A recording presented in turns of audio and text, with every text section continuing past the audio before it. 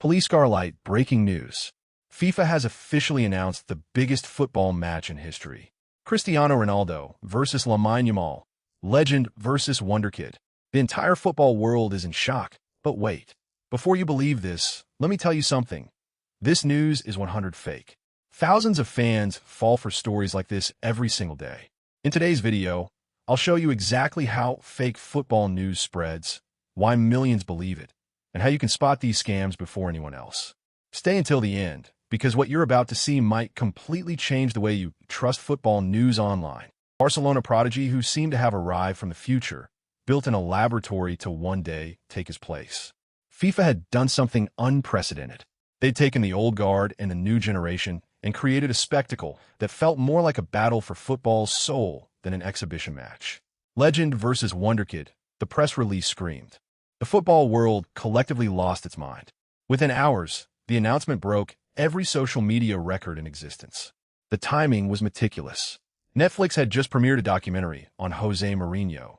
The man who once famously coached Streaming Giant was already deep into its football takeover, having mastered the art of turning sporting drama into cultural moments. If anyone understood the narrative power of this matchup, it was them.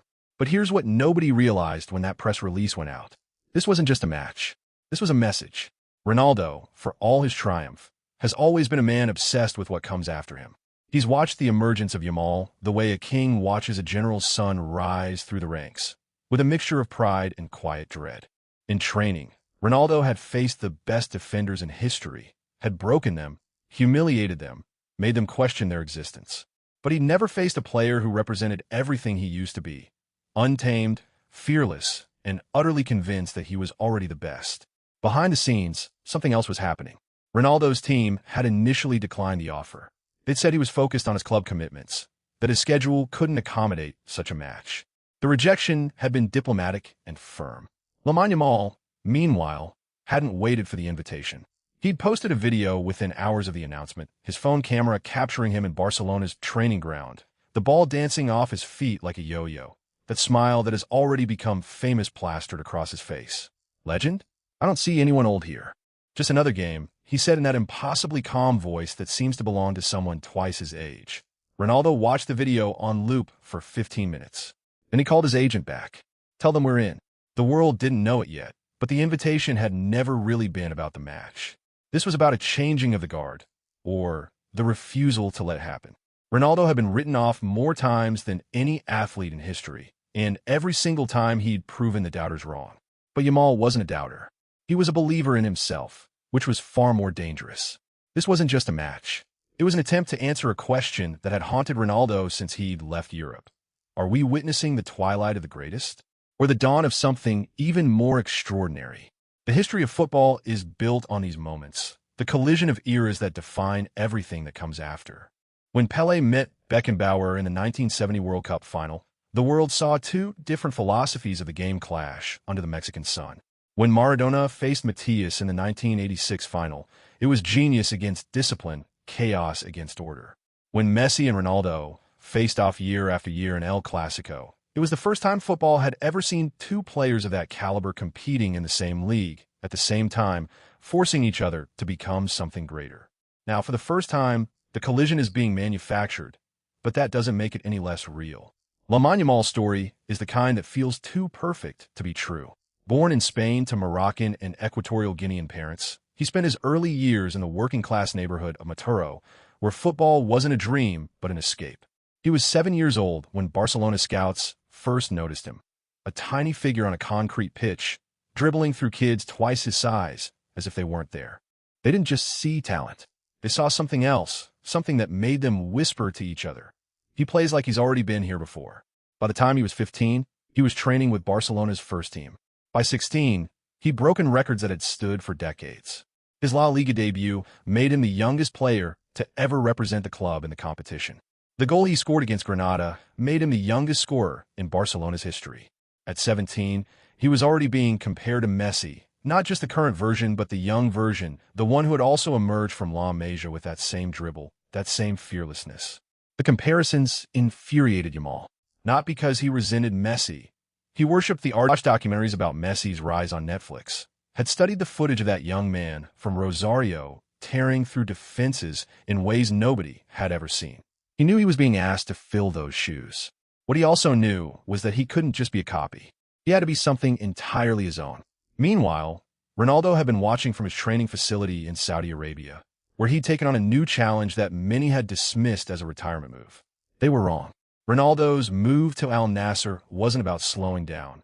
It was about proving he could win anywhere, that his talent was universal and untethered to the leagues that had shaped him. He'd scored goals that defied logic, had continued to dominate the sport, even as critics whispered that his age had finally caught up with him. He'd seen off every rival, every pretender, every player who had been anointed the next him. Yamal was different. Ronaldo had faced some of the best in the world. Mbappe's raw speed, Haaland's brute force, Vinicius Jr.'s flair. But Yamal was something else entirely.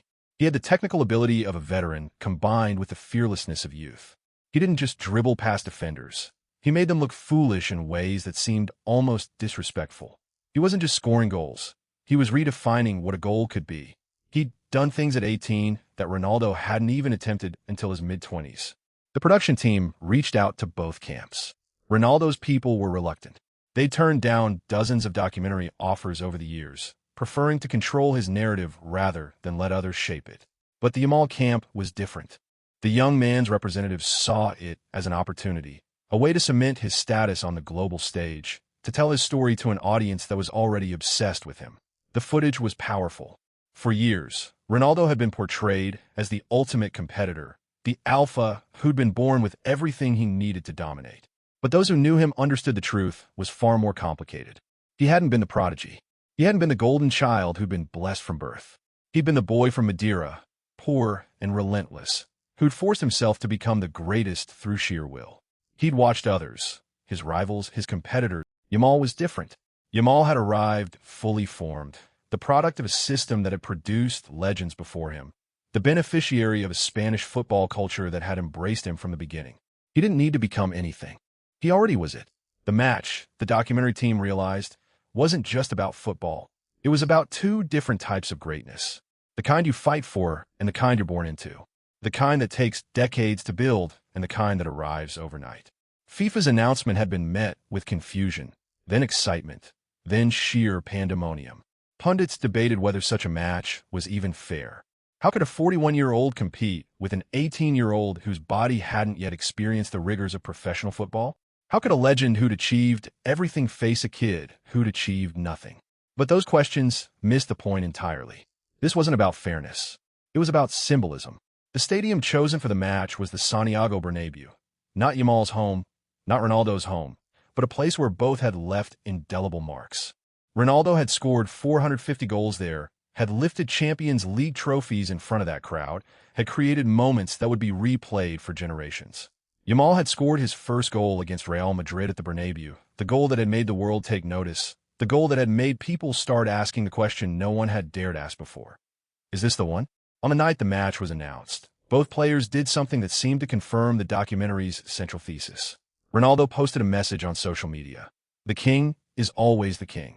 Yamal responded with a photo of himself at 16, crying after his first Barcelona goal, with the caption, "One day, I was nobody. Now I'm ready to prove it wasn't luck." In a Netflix production meeting that same night, the producers realized they'd stumbled onto something even bigger than they'd imagined. This wasn't just a documentary about a match. It was a documentary about football's oldest question, the one that everyone thinks they have the answer to, but no one truly understands. The question of who we are when the lights go down, when the crowd falls silent, when it's just us and our legacy. And Ronaldo? He was in his gym at 3:47 a.m. again, pushing himself through another session, refusing to give the age of 41 the power it had over other men. He'd beaten every opponent he'd ever faced. He'd silenced every critic. He'd claimed every trophy, broken every record, rewritten history in his image. The stadium in Munich was electric that night. 80,000 people packed into the Allianz Arena for the Nations League final, but nobody was really watching the match. They were watching history, or at least what they thought was history. Spain versus Portugal. The prodigy against the legend. Yamal against Ronaldo. What nobody knew, what the cameras didn't capture, was that both players had spent the week preparing for something far more personal than a trophy. Ronaldo had just done something extraordinary. At 41, he led Al Nassr to their first Saudi Pro League title since 2019, scoring a brace in the decisive match. The tears he shed as the final whistle blew weren't just joy. They were relief. 3 years in Saudi Arabia, 3 years of critics calling a retirement move, 3 years of questions about whether he still had it. He'd answered all of them. 28 league goals. His 4th league title across 4 different countries. And a reminder to every young player watching that age wasn't an excuse, it was a number. But the title came with a cost. The celebrations lasted late into the night in Riyadh, and Ronaldo had barely slept before boarding the flight to Munich. His body was screaming, the kind of pain that used to vanish after a few hours of recovery, but now lingered for days. At 41, he could still outperform anyone on the pitch. But the recovery? That was a different story entirely, and that familiar mask of concentration. He wasn't about to show weakness now, not when the whole world was watching. Yamal, meanwhile, had his own burdens. The 18-year-old had just completed a season that would have been the highlight of any player's career.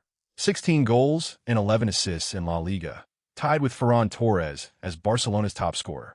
3 La Liga Player of the Month awards, a feat nobody had ever achieved in a single season. He'd carried Barcelona to the title while battling pubalgia in the early months and a hamstring injury that had sidelined him at the worst possible moment. The kid had been playing through pain for months, smiling through it, never letting anyone see how much it cost him. The comparisons with Ronaldo had been constant all season. Sports channels ran side-by-side graphics, showing what Ronaldo had achieved at 18 versus what Yamal had already done. The contrast was stark. At 18, Ronaldo was still in Sporting Lisbon's youth system, living in a boarding house, earning €200 a month, taking the bus to training while his mother managed his finances. He'd been ridiculed for his accent when he moved to Lisbon, mocked for being poor, dismissed as just another talented kid who wouldn't make it. At 18, Yamal was already a global superstar, earning millions, his face on billboards across Spain, his every move documented by a media machine that hadn't even existed when Ronaldo was his age. The documentary crew captured a moment in the tunnel before kickoff that would become legendary. Ronaldo stood alone, staring at the pitch, his expression unreadable. Then Yamal walked past him, not acknowledging him, just walking like he owned the place. Ronaldo's eyes followed him. There was no hostility in his gaze, just something else, something that looked almost like recognition. He saw himself in that boy. The same confidence, the same refusal to be intimidated, the same hunger. The match itself was a war. Portugal struck first, Ronaldo converting a penalty after a controversial handball call. The Bernabeu crowd, because even in Munich there were more Madrid fans than anyone wanted to admit, erupted. Ronaldo's celebration was measured, controlled. Inside, something was shifting. Then Yamal took over. 2 goals in the second half, the second a masterpiece of technique that left Portuguese defenders sprawling. At 17, he became the youngest player to score twice for the Spanish national team. The stadium was in chaos. Spanish fans were screaming. Portuguese fans were stunned. The narrative was writing itself. The old king was falling. Ronaldo could feel it slipping away. His legs were heavy, his lungs burning, and every time he looked at Yamal, he saw the future, a future where he was just a memory, a name in history books, a player whose achievements were measured in trophies rather than moments. In his prime, he'd have dominated this game. He'd have scored 3, maybe 4, and dared anyone to challenge him. Now, he was fighting just to stay relevant. The final whistle blew. Spain had won 3-2. Yamal had triumphed. The wonderkid had beaten the legend. Ronaldo walked off the pitch alone, his head down, refusing to make eye contact with anyone. The documentary cameras captured the moment when Yamal came over to him, that easy smile on his face, and tried to embrace him. Ronaldo brushed him off, walking away without a word. The world saw arrogance. The world saw a sore loser. But the documentary team had something the world didn't. They'd been filming Ronaldo in the locker room after the match, and they'd caught a moment that would change everything. Ronaldo sat in front of his locker, still in his kit, his shirt soaked with sweat and tears. His teammates had already showered, already left, already started the mourning process that would lead to the inevitable analysis of what went wrong. Ronaldo sat alone, staring at his hands. Then, softly, almost inaudibly, he spoke to the camera. "He's better than I was at his age." The crew didn't know what to do with the footage. It was too raw, too honest. Ronaldo had spent his entire career building a myth around himself. The perfect machine, the unstoppable force, the man who could never be beaten. And now, in a single moment, he'd admitted the truth that every athlete fears. Someone else was coming. Someone who might be better. Yamal, meanwhile, was celebrating with his teammates, laughing, joking, the weight of the match already forgotten. He was 18. He had no idea what it felt like to have your legacy on the line. He had no idea what it cost to be the one being chased. The documentary team had captured both moments. The vulnerable, broken legend and the triumphant, unburdened prodigy. They knew, instinctively, that this was the heart of their story. But they also knew that the real drama hadn't even started yet. The match was over, but the war? That was just beginning. Because as Ronaldo sat alone in that locker room, a thought began forming in his mind. A dangerous thought. A thought that would lead him to do something nobody expected. If this was the end, he was going to make sure the end was on his terms. The documentary crew had followed Ronaldo to Saudi Arabia, expecting a retirement tour. What they found instead was a man obsessed with proving that the end wasn't coming. That night in the Munich locker room, the night he'd admitted Yamal was better than he'd been at 18, something inside him had shifted. He wasn't broken. He was furious. The footage of that confession never made it into the final cut. Ronaldo's team had demanded it be destroyed, and the producers, desperate to keep access, had agreed. But the damage was done. The seed had been planted. Ronaldo knew that the world had seen him vulnerable, had seen him question himself, and he would never allow that to happen again. The king could not be seen bleeding. But here's what the documentary crew didn't know. Ronaldo had already started a secret campaign. He called his former Real Madrid teammates, the ones who'd played alongside him during his prime, the ones who knew what he was capable of when his back was against the wall. He'd asked them for footage of his best moments. He spent hours watching himself, studying the younger version of Cristiano Ronaldo the way a boxer studies old fights. Then he started posting, one clip at a time. A header against Manchester United. A free kick against Arsenal. A hat-trick against Atletico Madrid.